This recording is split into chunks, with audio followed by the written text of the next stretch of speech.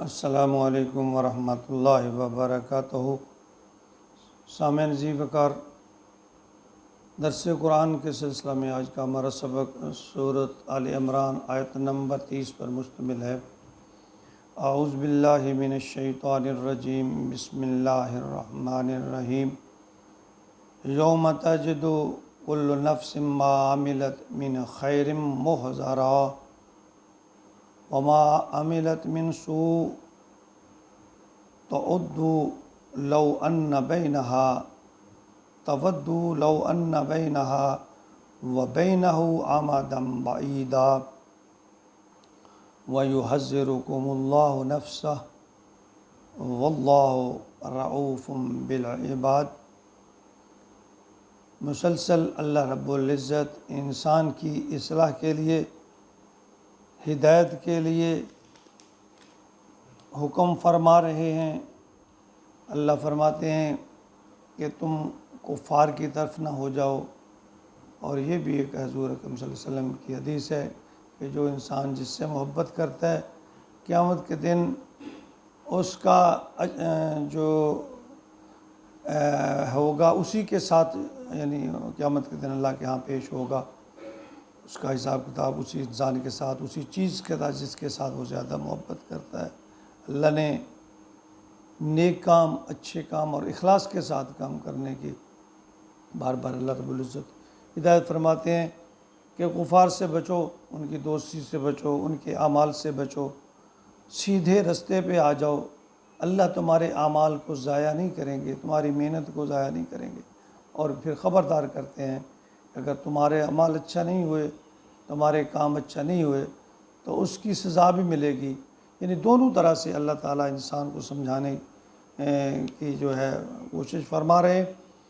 فرمایا یوم تجد کل نفس ما عملت، اس دن تصور کرو آپ کہ یوم تجد کل نفس، جس دن ہر جان اپنے سامنے پائے گی، ما عملت جو اس نے عمل کیا، من خیر محضرا، نیکی ہو، یہ ہر نیکی جو اس نے کی ہوگی۔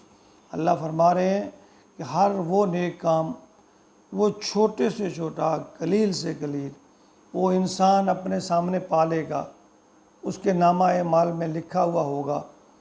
سورۃ زلزال میں اللہ تعالیٰ فرماتے ہیں وَمَن يَعْمَلْ مِثْقَالَ ذَرَّةٍ خَيْرًا يَرَهُ وَمَن يَعْمَلْ مِثْقَالَ ذَرَّةٍ شَرًّا يَرَهُ، جس نے ایک ذرے کے برابر بھی نیکی کی ہوگی وہ خود اسے دیکھ لے گا، اور جس نے ایک ذرے کے برابر بھی برائی کی ہوگی وہ بھی اسے دیکھ لے گا۔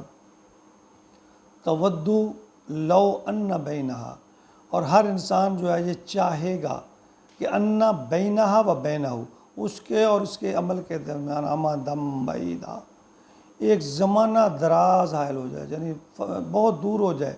یعنی انسان جب اپنے ان برے اعمال کو دیکھے گا جو اس سے سرزد ہوئے ہوں گے، تو انسان یہ خواہش ظاہر کرے گا کہ اس کے اور میرے درمیان کوئی رکاوٹ حائل ہو جائے، کوئی دیوار حائل ہو جائے، میرا ان کے درمیان فاصلہ بڑھ جائے، میں ان کو نہ دیکھوں۔ لیکن اللہ جو فرما رہے ہیں، اللہ فرما رہے ہیں کہ اس وقت یہ پچھتانا، یہ سوچنا، یہ کام نہیں آئے گا۔ کیوں کہ وہاں تو سزا اور جزا ہے، اعمال کی جگہ نہیں ہے، اعمال کی جگہ دنیا ہے، اعمال کی جگہ دنیا ہے، اور اس کی سزا اور جزا کا دن آخرت کا دن ہے۔ اللہ فرماتے اس دن نہ تو پچھتانا کام آئے گا، نہ پریشان ہونا، اور نہ اس دن کوئی مانگے گا کو وہ ملے گا۔ صرف اعمال کا بدلہ، صرف اعمال کا، اچھے ہیں تو اچھا بدلہ، برے ہیں تو اس کی سزا ہے۔ اور یہ نہیں ہو سکتا کہ انسان اس سے آنکھیں بند کر لے کہ یہ میرے نامہ اعمال میں سے، انسان چاہے گا لیکن چاہنے کے باوجود بھی انسان سے وہ گناہ دور نہیں ہوگا، وہ اس کے سامنے کر دیا جائے گا۔ اللہ فرماتے ہیں وَيُحَذِّرُكُمُ اللَّهُ نَفْسَهُ، اللہ ڈرا رہا ہے تمہیں اپنے آپ سے۔ دیکھیں کیسے انداز اللہ تعالیٰ نے انسان کو سمجھانے کے لیے کہ کاش میرا بندہ تقوی اختیار کر لے، کاش میرا بندہ ڈر جائے، اس کے اندر خوف پیدا ہو جائے، وہ راہ راست پر آ جائے۔ اور اس میں اصل بھلائی تو ہماری اپنی ہی ہے۔ کہ اس اللہ نہ کرے اس برائی کی سزا تو ہم نے بھگتنی ہے، اگر اچھائی ہے تو اس کا انعام بھی ہمیں ہی ملنا ہے۔ لیکن انسان کیسا کم عقل ہے کہ اسے اپنی اچھائی اور بھلائی نظر نہیں آتی کہ میں اچھا کام کروں گا تو میرے لیے بھلائی ہے، میرے لیے فائدہ ہے۔ دنیا میں الجھ کر رہ گیا، دنیا کی بھلائی اور مفاد اس نے عزیز بنا لیا، حالانکہ یہ عارضی ہے۔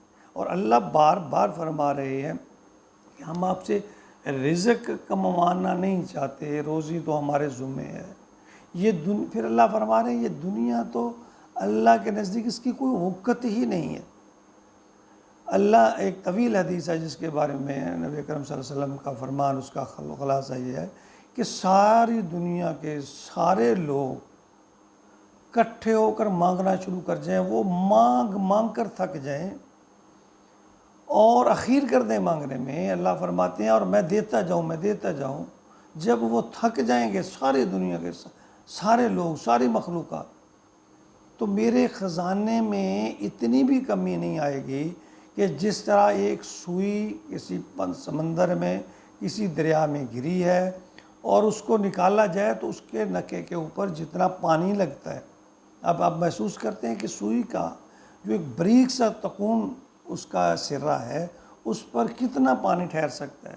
اللہ فرماتے ہیں میرے خزانے میں اتنی بھی کمی نہیں آئے گی۔ تو اگر دنیا کی اہمیت اللہ کے ہاں ہوتی تو کافر کو تو اللہ کھانے کو نہ دیتا، پہننے کو نہ دیتا۔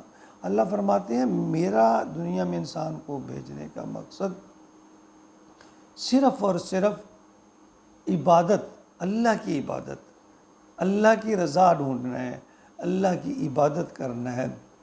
وما خلقت الجن والانس الا لیعبدون۔